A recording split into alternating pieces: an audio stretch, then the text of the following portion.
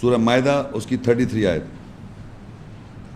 انما جزاء الذین یحاربون اللہ ورسولہ ویسعون فی الارض فسادا ان یقتلوا او یصلبوا او تقطع ایدیہم وارجلہم من خلاف او ينفوا من الارض ذلك لهم خزي في الدنيا ولهم في الآخرة عذاب عظیم.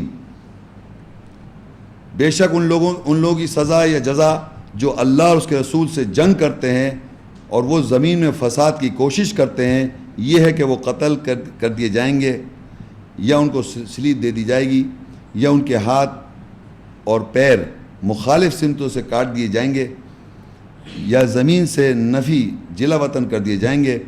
یہ ان کے لیے اس دنیا میں رسوائی ہے اور آخرت میں ان کے لیے بڑا عذاب ہے. تو الٹیمیٹلی جنگ ہوئی، رزلٹ کیا ہو رہا ہے؟ مارے جا رہے ہیں، قتل کیے جا رہے ہیں، یا ملک بدر کیا جا رہا ہے، اور کیا کیا جا رہا ہے؟ ہاتھ پیر کاٹ دیتے ہیں. دیکھیں اکثر یہ نظر آتا ہے کہ مائنس لگ گئی، یہ ہو گیا، یہ بچ گئے لیکن یہ حالت ان کی ایسی ہو گئی. تو جنگ کے جو آفٹر افیکٹس میں لوگوں کی کنڈیشنز ہیں وہ نظر آئیں گی آپ کو. تو یہ کہلائے گی اللہ اور اس کے رسول سے جنگ جو کر رہے ہیں ان کا ریزلٹن یہ لکھا ہوا ہے کہ ایسا ہو جائے گا ان کے ساتھ، مار دیے جائیں، قتل کر دیے جائیں گے، ملک بدر کر دیے جائیں گے، سلیپ دے دی جائے گی، ہینگ کر دیا جائے، مطلب ڈیتھ، ختم، مر گئے. تو یہ اس کے ایفیکٹس ہیں آفٹر دا وار. جب وار ختم ہو تو یہی ہو رہا ہوتا ہے نا کہ بھائی اتنے مر گئے، اتنے وہ معذور ہو گئے، اور جو جہاں قبضہ کیا تھا اس کا آدمی کو باہر بھگا دیا، دوسرے ملک بھاگ گیا، وہ تو بچ کے نکل گیا، یہاں سے وہاں چلا گیا. ہسٹری میں بھی دیکھیں، ابھی بھی نظر آئے گا آپ کو، اس چیزیں سب نظر آ جائیں گی، ایسے ہی ادھر سے ادھر بھاگا. اچھا ایک صاحب یہ میں بتاتا چلوں، یہ بھی سوال کر لیا گیا کہ اب فرض کریے کوئی آدمی یہ سمجھ رہا ہے کہ میں تو کوئی جنگ نہیں کر رہا ہوں کسی، مگر پتہ جا رہا تھا ٹانگ ٹوٹ گئی اس کی، یا ہاتھ ٹوٹ گیا، یا کچھ ہو گیا، تو ہم تو کہتے ہیں ایکسیڈنٹ ہو گیا. اگر اللہ تعالیٰ نے توڑ دیا ہاتھ پاؤں، یہی توڑ دیا اس کو، تو یہ ضروری نہیں ہے کہ اس کو جنگ اللہ رسول سے کر رہا ہے، وہ جو بھی کھا رہا ہے تو اس کے ساتھ کچھ بھی ہو سکتا ہے. کیونکہ یہ ایکشن جو لکھا ہوا ہے یہ کہنے کہ آپ کریں، یہ تو ہو جائے گا اس کے ساتھ، یہ لکھا ہوا ہے، اللہ کا قانون ہے کہ it will happen to you because you have taken the notice of war from اللہ اینڈ ہز میسنجر. اگر اس نے تمہیں کہا تھا سارے کو، ہپوکریٹس کی بات کر رہا ہوں میں یہاں، ہپوکریٹس کو اللہ تعالیٰ نے کہہ دیا کہ اگر ایسا ہو تو ایسا ہو جائے گا. ایک ایکسیڈنٹ جنون بھی ہو سکتا ہے، ناٹ نیسیسری، میرے مقصد پیدائش میں بھی ایک معذور پیدا ہو سکتا ہے، الگ الگ سچویشن ہو سکتی ہے، لیکن یہ بھی ہو سکتا ہے ون آف دی ریزن.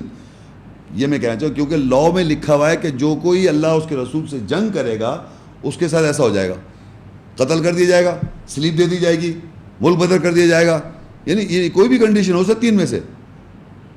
تو آئیڈینٹیفیکیشن یہ ہے کہ ایسا ہو جائے گا.